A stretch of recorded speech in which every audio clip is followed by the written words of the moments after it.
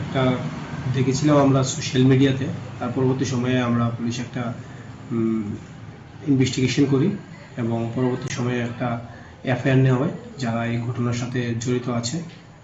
আমরা এই ঘটনার সাথে জড়িত আমরা 3 জন মহিলাকে আমরা অ্যারেস্ট করেছি এবং তাদেরকে আজকে কোর্টে ফরওয়ার্ড করা হয়েছিল। সেটার মধ্যে দেখা গেছিল একটা বাচ্চাকে হাত পা বেঁধে রেখেছিল। তার পরবর্তী সময়ে আমরা একটা ইনভেস্টিগেশন করি এবং সেই মূলে একটা এফআইআর রেজিস্ট্রেশন করা হয় এবং ওই এফআইআর মূলে এই ঘটনার সাথে জড়িত 3 জন মহিলাকে অ্যারেস্ট করা হয়েছে এবং তাদেরকে আজকে কোর্টে ফরওয়ার্ড করা হবে।